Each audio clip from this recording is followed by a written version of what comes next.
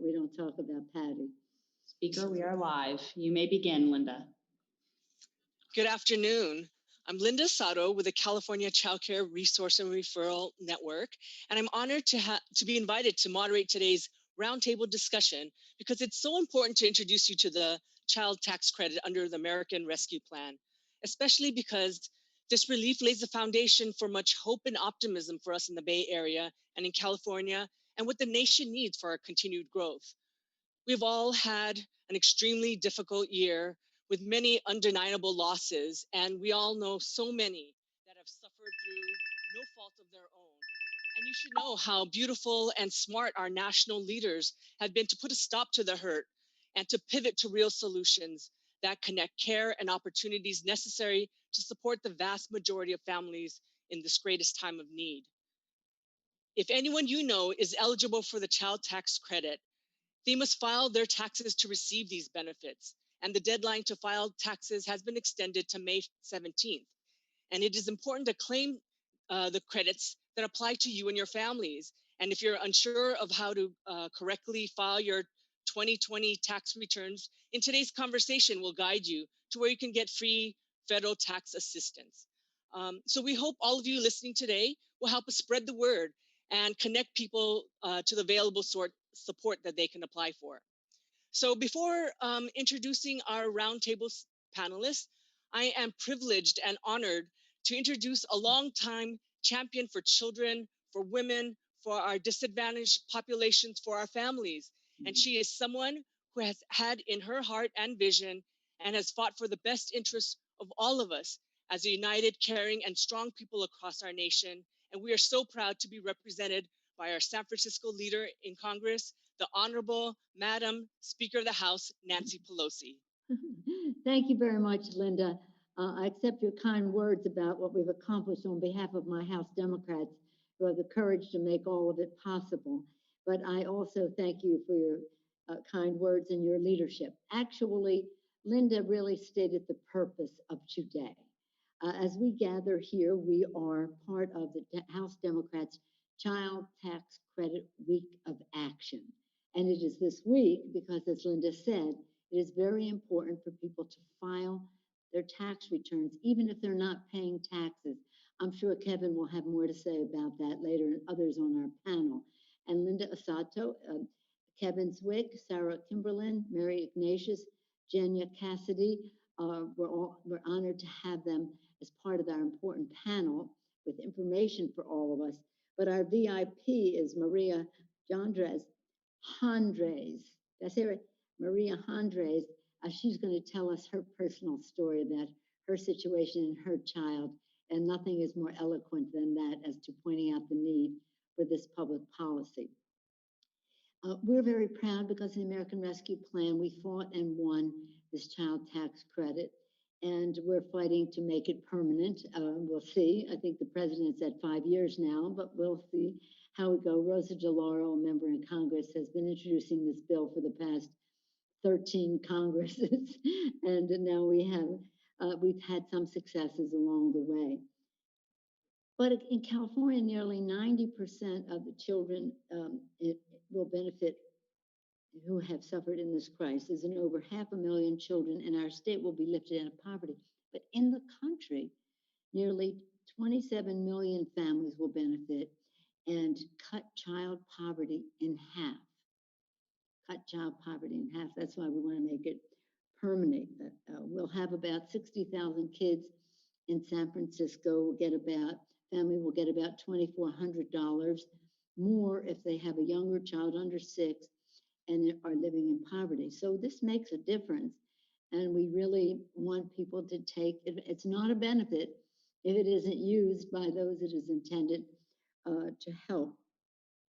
It is, as Patty Siegel, a former associate of, she's now in heaven, but we all love her. She's our patron saint of child care. Used to always say, and as many of our moms who helped out with some of the child care issues would say, children learning, parents earning.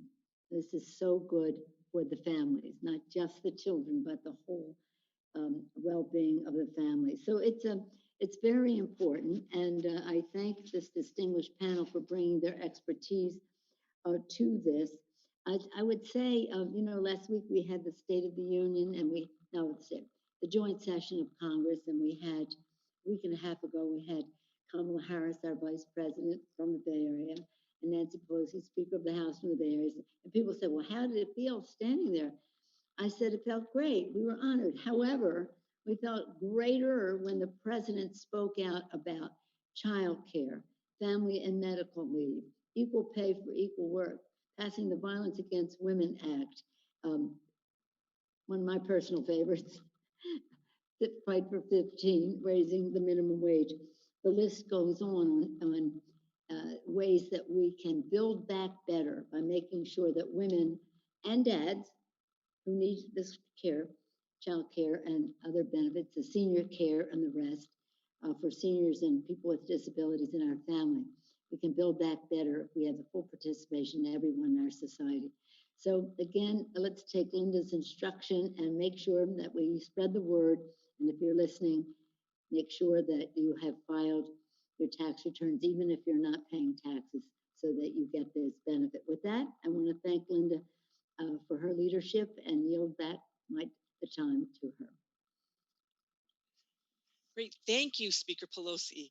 And so next, I'd like to ask Maria Jandres to tell us your story. Yes, may I join you in that honor of yielding to Maria, a working mom from San Francisco, as I referenced earlier, our VI, a very important person in this call. First of all, thank you so much, Madam Speaker, for this opportunity for sharing my story. I am also a member of Parent Voices San Francisco, and I honor as well Patty Siegel for her legacy, for mothers like me, for the work that is still continue, even though there's more work to do. I want to start introducing myself. My name is Maria Jandres. I am a single mother of a 5-year-old boy. He's so active and very healthy boy. I am as well an attorney qualified in Nicaragua, but I'm unable to practice law in the United States due to my licensing requirements. To apply my legal training in the United States, I recently finished my paralegal certificate at San Francisco City College while starting my own business, Antonietta Legal Services, that focuses on notaries, translations, and many more services. I also work 2 part-time roles, one as a Southeast organizer for the Housing Rights Committee, and the other as a promotora for the Mission Economic Development Agency, MEDA.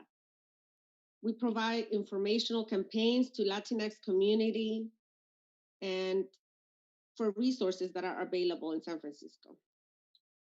As I mentioned before, I have to work all these jobs and wear all these many hats in order for me to support my family financially. I am also a resident of the Tenderloin area. I live in an affordable housing building, but it is an honor for me to share my story because during the pandemic, my son and I were very impacted. My childcare center closed. My business has been down. My mental health was very compromised. I have a childcare subsidy, and I am very lucky. I feel very, very blessed to have it. But I needed to shelter in place with my 5-year-old for 5 months until I was able to find a place for him to go. And I was able as well to find a job to pay my rent, food, and essential needs. These stimulus funds were a blessing, a lifesaver. They helped me pay my electricity bill, cable, and phone bills. These cash help us avoid further credit card debt and also make necessary credit card payments to avoid credit damage. These stimulus funds help me catch up on my finances to avoid financial ruin and more stress that I was already going through. I am now very hopeful and excited for this child tax credit. And I am very grateful for all the hard work that the speaker is doing and everybody is doing in order for families like me to get on board and to have this ongoing assistance. This assistance will mean stability. It's not only going to mean one-time support, it means an ongoing, because families need support ongoing. I don't need a support one time. It will mean as well less worry for me to focus on other goals. I am a mom that want to achieve a lot of goals. I want to be an example for my son. I want to be able for him to tell him that challenges means also to build more strength. And I do cry because as a mom coming with a lot of knowledge, having a lot of support from my Parent Voices family, I know how hard we still struggle. I struggle every day. But I'm very grateful because these funds are going to mean preparing for my school cycle for my son. He's going to start preschool. And it is a scary situation, but I'm very happy because with this continued support, I'm going to be able to buy school supplies and basic needs like clothing. He's growing so fast. He needs clothes almost every 3 months, every 6 months. Healthy food. Like I mentioned at the beginning, he's very healthy boy. But I want to continue be able to nurture him with healthy food so he can learn and he can be active at school and learn what he needs to be learning for a 5-year-old. I don't want him worry about mommy needed to pay rent. Mommy needed to pay for utility bills. This also going to mean for me to create a budget and add this money on a budget so I can work on that and also better my economic stability. I just want to say thank you for this opportunity. There's many other Marias out there that are struggling, but I know with the support of all of us, with all of us united, we can make these changes. Thank you, Speaker, for this opportunity, and I look forward also to be able to participate and give back to my community. Thank you. Thank you.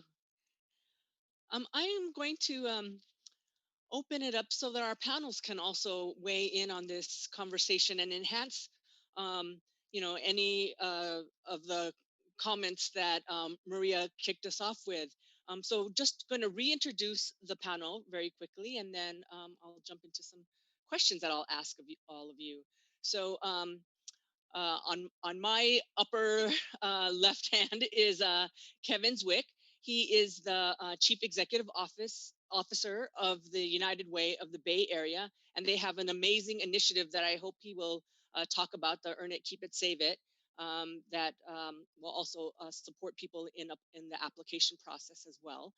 And then next is Sarah Kimberlin. She is the Senior Policy Analyst at the California Budget and Policy Center, and they are a leading nonprofit in providing wonderful analysis on uh, the um, uh, the demographics and the economic status and just all the information you need to know on budget and policy for California. And then next is Mary Ignatius. She is the statewide organizer for Parent Voices California, leading organizing parent development and support organization, not only in California, but across the country. And we welcome her and her comments as well. And Jenya Cassidy is executive director of the California Work and Family Coalition. And again, just in terms of leadership for California families, the Work and Family Coalition and the work of Jenya, not only again in California, but across this nation. And we welcome you as well to this conversation. So thank you all for your participation in this. So to kick it off, I'm going to start with you, Kevin. Can you tell us how will that enhanced tax credit amounts make a difference for families struggling to afford childcare, food, rent, and other necessities? Yeah, thank you, Linda. And I just really quickly want to thank Speaker Pelosi for bringing us all together and for her and the Democrats' leadership in passing these tax credits. They're changing lives, and I want to thank Maria for sharing her story as well. Um, Here in the Bay Area, 1 in 5 families with children under 5 live in poverty, and 89% of these families have at least one working adult. And we know that there's a lot more families who have lost work due to the pandemic, and they struggle with keeping up with the Bay Area's high cost of living for everything, for housing, for childcare, for education, for transportation. So all of these families benefit from the child tax credit. In addition to helping afford childcare and food and rent and money for emergencies, many families are also using these additional funds to pay for safer and more reliable transportation, to get to work, to cover medical and other health related costs, and also to celebrate important milestones like birthdays and graduations. Um, so it's important to note, as you mentioned before, that residents can only get these credits, these refunds, by filing their taxes. And that's a real challenge for a lot of people. Last year, updates to the child tax credit, along with other tax credits, meant that through United Way Bay Area's program, Earn It, Keep It, Save It, our tax help clients were able to receive thousands of more dollars in funding for their homes and for their families. And the website to check this out is www.uwba.org/tax help. And hopefully we'll get that up on Facebook, or you can always just dial 2112 to get help. From our perspective, expanding the child tax credit is very powerful. What it says is that all kids deserve investment and that no child in our country should be in poverty. And when you look at policies like this, it's amazing what happens when you center the needs of children first, so that children with parents who work but who are in poverty will get help, as well as children whose parents can't work or don't work. And why the benefit is going to help a lot of people, we do know the impact is greatest to Black, Indigenous, Latinx, and other children of color, in terms of moving children out of poverty. So we've seen the program really help our clients. One, Jessica, who allowed us to share her story. She has 5 children between the ages of 11 to 21. She's been working during the pandemic at a grocery chain for as much as she can, and brought home just about $40,000 last year, which in a lot of parts of the country is enough to live on, but not here in the Bay Area. She was able to get back an $11,000 one-time refund through credits and other things, and most of that through child tax credits, and that's going to help her healthcare needs, her school supplies, and so much more. Thank you, Kevin. Maybe just to continue along that line, that you mentioned that it's not just about family cash, and that there's other supports. And I'm wondering, Mary, and also Maria, you can add in on this, and Jenya as well. Um, you know, how can you explain a little more about the influx of resources that impacts a child's health and development? Yeah, I'll go first. Hi, everyone. Mary Ignatius, statewide organizer of Parent Voices. And first, speaker, thank you for having this. Maria, you were just phenomenal. I think your story really illuminates everything we're talking about here. And as Maria mentioned, these needs are ongoing. They don't just stop one after one time. And, you know, when you think about what creates the best outcomes for children, we've heard it's income in the family and it's the relationship between the child and their adult caregiver. And so when we can get both of those right, we are going to have the best outcomes for children. And this package and the American Families Plan really truly do that. And Maria described needing clothing for her son. I mean, part of child development and like going into childcare programs or going into school and having clothes that fit. I mean, that is something about a child's self-esteem that's really important. And there's bullying out there and there's all kinds of terrible things we do to little ones, and it's not their fault, and it's not their parents' fault either. And so being able to count on, $200 to $300 a month, knowing that that's coming in, and being able to extend your food budget for that much longer, to extend your ability to buy those shoes that become too small or are getting holes in them, or whatever it is. It's really just about giving families, and particularly women. And Speaker Pelosi, you had a whole campaign, "When women succeed, America succeeds." When women are afforded the financial liberty to choose how to spend their money, they spend it on making a more quality life for their children and for their community. And so this is about economic security. This is about child development and health.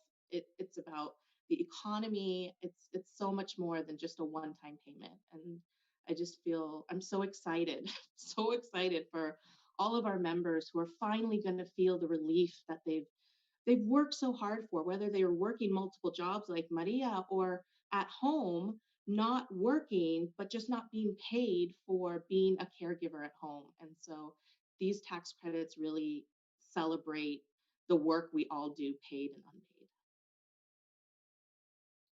And I would like to just add also, I love it when I think it was Kevin that mentioned it's an investment. They're trusting my family. You're not just telling me you have to do this and this. You're investing in what I trust and what I know is the best for my son. So thank you again for these tax credit, because that's what it means for my family. It means an investment for my son, not because he lives in a marginalized community. He doesn't have the opportunities as anybody else. I will never would like to see my son put aside because he doesn't have the necessary needs that he needs compared to his classmates. So thank you. Jenny, do you want to add anything to that? Yeah, this is Jenya Cassidy, California Work and Family Coalition, and I agree, and I so appreciate you, Speaker Pelosi, for everything you're doing, especially not just passing these laws, but we work on paid family leave here in California, and we're lucky, and we worked really hard to fight for it, to have paid leave and to have SDI and to have some of these things. But we are really in touch with a lot of our members, and we work with Parent Voices and Linda and the Budget Center and everybody else. And there is nothing like having this cash, as much as we do want the paid leave and all of that to be able to be there to support caregivers and parents. People in this year, more than ever before, have really needed that kind of influx of support. And we're hearing it from people, and I'm just so proud and glad to be here. The other thing I think is so important about this forum is that, working on issues like paid leave, when people don't know about something, and many people don't know, and it's very normal not to know because our laws and taxes and everything are so complicated, spreading the word, and especially having lawmakers that have this platform, and having organizations like Parent Voices and the child care groups be out there spreading the information is going to just be key to getting it into people's hands. So I'm just very, very happy to see that.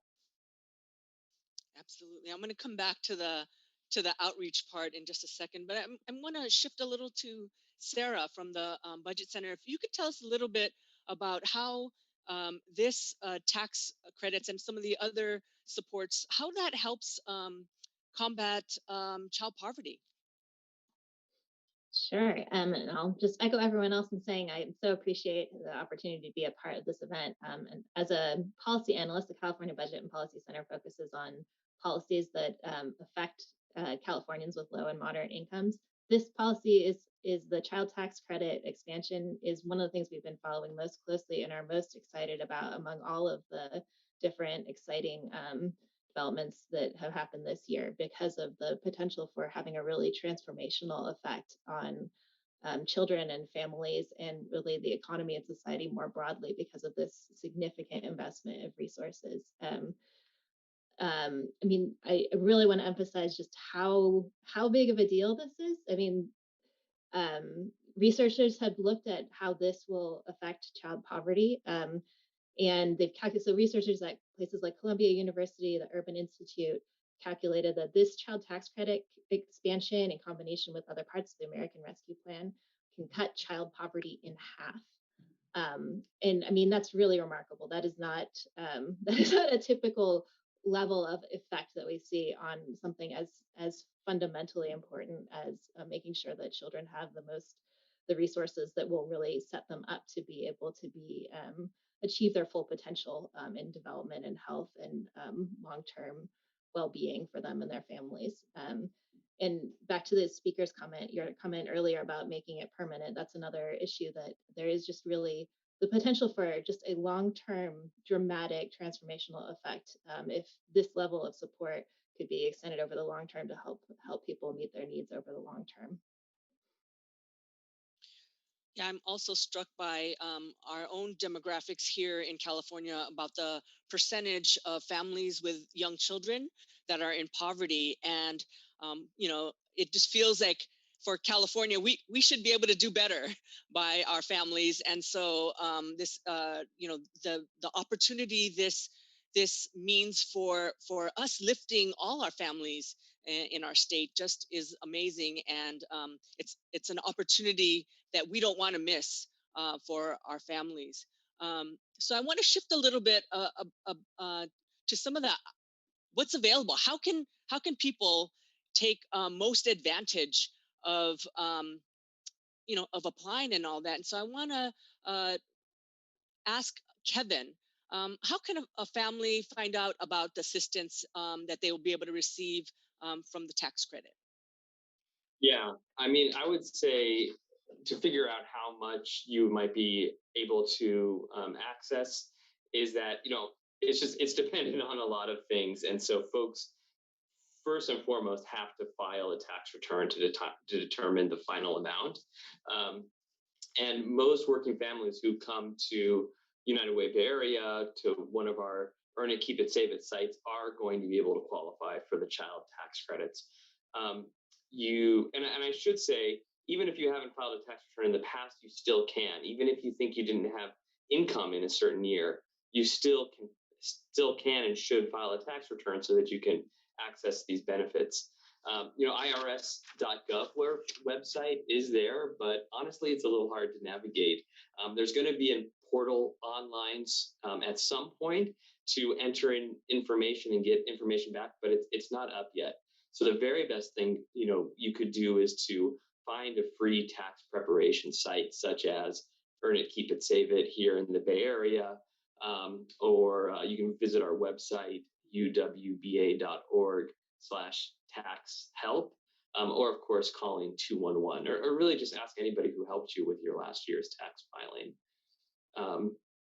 So that's really where to go, and I'm happy to maybe walk someone through really quickly what happens when how they can get some assistance with filing the tax return. So let me just really quickly explain how UWBA's free tax program helps. So residents start by calling 211 or visiting the website, and then you find the location and you make an appointment. Services start with a quick online interview, and in Zoom, in this land, it's via online, and you can quickly upload your tax documents, and then our team of volunteers does the rest. If you're unable to use online, that's okay. You can find help at select locations like Mission Economic Development Agency is one, or Arriba Juntos, Bayview YWCA, Northeast Community Federal Credit Union, and others. And there, our volunteers are going to work with you to make sure you get the best possible refund you can by making sure you claim all the deductions and all the tax credits available. Every year, our clients save at least $20 million in tax preparation fees that they would have otherwise paid for someone else. And they can cumulatively, we've been able to help people receive over $80 million of benefits back to the local Bay Area community. And you can trust us, you can trust the Earn It, Keep It, Save It sites. We've been doing this since 2003. And over that time, we've helped bring in nearly $1 billion back directly to Bay Area families and households. Are the helpers, are they in multiple languages? Will that at all be a barrier for anyone who's interested in applying?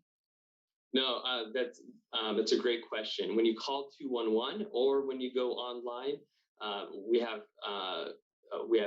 many different languages available. You can start with 211. We have people who can speak many different languages and get you hooked up with a volunteer that also speaks your language. Can I also just add, I think it's really important for immigrant workers to know that they also qualify if they have the ITIN number or their children have social security numbers, excuse me. A lot of immigrant families were left out of other federal programs. So this is really important that they know that they can qualify and get support at places that Kevin just described.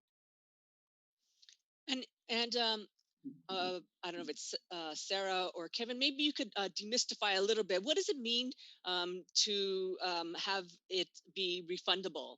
And can you explain a little bit about the options for lump sum payment versus monthly? Can you say a little bit more about that?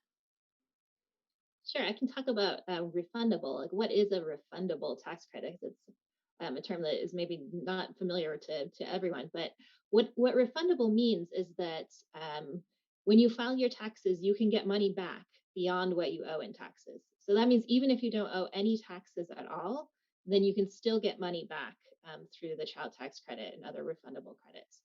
And this is really one of the most exciting things about this child tax credit expansion, because it means that families can get the full amount of the credit even if they don't owe any taxes. So, for example, for families where parents are balancing work and caregiving, or working in a job that pays low wages, or parents who have disabilities and aren't working, all of these families are able to benefit from the full amount of the credit. And that's important too for I'll just say briefly, really important as well for both racial equity and for gender equity, just because the researchers have documented that this is really going to have an especially large impact on increasing access to these kinds of supports for Black and Latinx children and for children being raised by single moms. And so for children and parents and families who've historically been blocked from and left out of a lot of opportunities and supports, and this is an opportunity to make that more equitable and make sure that all kids are able to get access to the full amount of the credit and the full amount of the support. And on installment versus, say, lump sum, maybe could say a little bit about that, and maybe also what difference does it make for a family to have it in installments rather than having a lump sum? Maybe you could fill in the picture a little bit of what difference that makes. Oh, I'm sorry. Maybe I could ask maybe Mary or Maria about what difference does it make, and maybe someone else could explain, either Sarah or Kevin or Jenya, a little bit about what that is, the difference. Maria, do you want to go? Well, if I just may, Maria, what difference would it make to you if you started getting this money, or if they said, just file your taxes and we'll give you the lump sum next year? Wouldn't you rather be getting this in installments along the way? Yeah, for me, it makes a little bit more sense to get it in payments installments, because it will be like I mentioned, I will be able to create a budget for my son on that $200, $300, rather than get the lump sum that it will help, let's say, to pay for a debt that you have. But I don't want that. I want to make sure that I use this money more intentionally for him to use it for school supplies or clothing. So having it every month, it will be much more different than having like a refund for taxes, which I had in the past. And sometimes I use it, right, to pay debts, but I don't use it on the continuity of the care for my son. Yeah, we have another member for Parent Voices San Francisco, Junebug, who she budgets to the last drop of milk. I mean, families know they should have PhDs in budgeting because they know how to stretch their dollars and how, each bread slice, each drop of milk. And so being able to add that to their budget will be incredibly beneficial and reduce that stress that you start to develop as you get closer and closer to the end of the month or to your next paycheck. And to be able to relieve that stress is gonna make such a difference. And I think for those lump sums, when they do come, why monthly is so much better is because families don't have the disposable income to put out in the first place. So that's why monthly is important. But then when the lump sum does come, they can use it for those things that they've been holding off on. I've heard of families, that's when they are able to do the dental care. And even though they've been suffering with the pain, that's the only time they have the largest amount of money to be able to spend on those larger items. And, living in San Francisco, that'll cover a month or so more of rent. It's just that economic relief that families so desperately need coming out of this pandemic. Yeah, and you're absolutely right that there's some things that you can't put off. Rent you can't accumulate, or the pain you can only take so much. So absolutely, it's like having it when you need it, and you might need it in that moment. Um, was there anything else around that anybody wants to mention about that, and really trying to encourage folks to get their paperwork in by the 17th? Take advantage of it so that you can have a monthly installment rather than lump sum. Yeah. So I'm conscious of time, and so I would like to thank everybody for your comments and sharing your stories. And with that, I want to pass it back to you, Madam Speaker, to close us out. Thank you very much, Linda. Thank each and every one of you and all of those who have joined us, because we're part of, again, Child Tax Credit Week of Action to make sure people file their taxes so that they can enjoy the benefit. So I'm going to Kevin, United Way, BA, Bayer, uwba.org/tax help. Correct? I got a message from my communications tax stash help, but you'll get there from the website, uwba.org. You say it correctly. You say it correctly. Everybody write this down. uwba.org/tax-help. You can always also call 211. All right. 211. Thank you. And then as Sarah mentioned about making it permanent, that's what we're trying to do. I'll make this point, since your budget and policy, that they told us it was hard to make it permanent. We could do it 5 years and then renew it, but to make it permanent now would cost about $650 billion in this bill. But we think it costs nearly $1 trillion a year not to have this. So we figure it's a savings, as Mary said, or as Maria says, it's an investment that is a savings. So that's part of the debate that we're having now. I mean, we're thrilled to have it, and we're thrilled to have it 5 years, but we want to have it longer, and recognizing the savings to the federal government. Child poverty exacts $800 billion to $1 trillion a year in lost productivity. And then when Jenya mentioned about the ITIN, the tax identification number that kids in families that are, shall we say, the whole family, well, mixed status families and the rest, this is very important. And it's a difference that a president makes to get this in the bill in this way as well. And it is, and Mary talked about it, and I think, Mary, Parents' Voices are the ones who came up with Children Learning, Parents Earning, right? Is that your T-shirt? You got that on? Oh, okay. I thought I recognized that. But I use it all the time, and everybody copies it too, because it's such a clear message. But as was mentioned, Linda referenced, and Kenneth and others as well, there has to be culturally and linguistic comfort level of people to be able to afford to avail themselves of this. And again, there are other things. We got rent assistance, rent security. We have food security.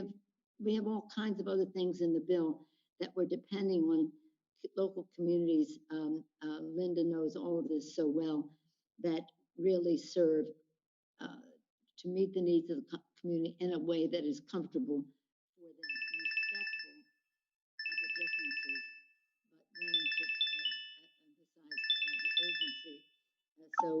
Thank you for Jenya, Mary, Sarah, and Kevin and Linda for that. And thank you, Maria. What is your son's name? His name is Eduardo.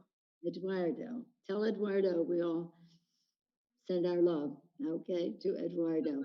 But thank you all. And again, to all those who are joining us today, you are part of a week of action for the child tax credit. But we've had teach-ins on other aspects of the rescue package.